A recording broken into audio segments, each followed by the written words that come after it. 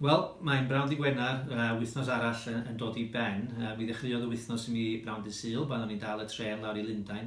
Hynny'n benodol oherwydd mae gennau gyfarfod yn swyddfa'r chwipiaid bob bore dydd Llun, ond wythnos yma mi gennau gyfarfodydd cyn hynny hyd yn oed yn swyddfa Cymru oherwydd bod y mesur i adael yr Undeb Ewropeaidd yn mynd i gael ei gyhoeddi dydd Iau, ac mae'n angen sicrhau bod ni'n deall natur y mesur a hefyd yn sicrhau bod pobl yng Nghymru ac yma yn Aberconwy yn ymwybodol be fydda cynnwys y mesur. Prif atebion gwleidyddol y wythnos oedd natur yr mesur i adael yr Undeb Ewropeaidd. Wedi'r cyfan, da chi'n gadael yr Undeb Ewropeaidd yn aml iawn, wedi bod yn aelod ers 44 o flynyddoedd. Ond mi oedd na hefyd ddadl syper iawn yn Neuadd San Steffan i drafod y modd mae aelodau seneddol yn benodol o Blaid Geidwadol, ond o bleidiau eraill hefyd, wedi diodda'n enbyn yn ystod yr etholiad diweddar oherwydd ymdrechion i wrthwynebu a dweud y gwir, hawl bobl i fynegu i barn yn llafar ac yn agored.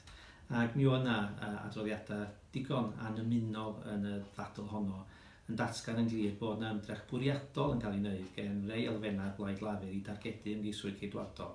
Ac mae gennau ofn fod hyn yn dod o'r Blaid Lafur, o'r brig pa mae unigolion yn siarad yn benodol am aelodau eraill mewn modd anymunol megis ymosod ar safona unigolion yn y Blaid Geidwadol. Mae o'n codi cwestiynau sylfaenol am beth yw'r bwriad. Felly mae'n honno'n ddadl syper iawn, ond yn ddadl bwysig a gwerth i chael.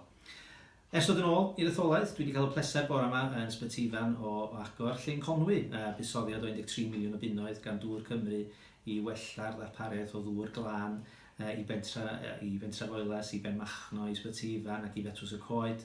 Mae buddsoddiad hwn yn un sylweddol. A'r un sy'n rhyfeddol ydy ers i mi gael fethol yn aelod seneddol Aberconwy, mae Dŵr Cymru wedi buddsoddi tua 60 miliwn yn gwella'r ddarpariaeth ddŵr, efo buddsoddiad yng Nglan Conwy, yn Olgarog ac wrth gwrs rwan yn Sbytifan. Felly mi oedd hi'n bleser cael y mohodd i agor Llyn Conwy, ond ser y sioe heb ameuaeth oedd plant ysgol Sbytifan oedd yn gyfrifol am yr adloniant ac mi oedd nhw werth i clywed.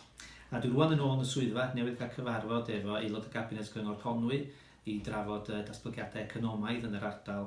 A rwan, wrth i mynd trwy yr rhein, dwi wedi cael nifer helaeth o blant ysgol Bodafon yn gohebu efo fi, ac yn datgan yn glir bod gen bob plentyn yr hawl i ddŵr glân sydd yn berthnasol iawn yn stil y ffaith mod i wedi agor Llyn Conwy heddiw, ond hefyd yr hawl i addysg ym mhob rhan o'r byd. Ac weithiau dwi'n credu, da ni'n clywed pobl yn datgan bod bywyd yng Nghymru a bywyd yn Prydain yn anodd ac yn anheg, ond nid drwg o beth falle di bod plant yn ysgol Bodafon yn ymwybodol iawn mewn cymhariaeth a nifer o blant mewn rhannau eraill o'r byd. Mae pobl yn cael bywyd cymharol braf yn Prydain o gymharu, ac falle dylen ni weithio bod y ddiolchgar am hynny.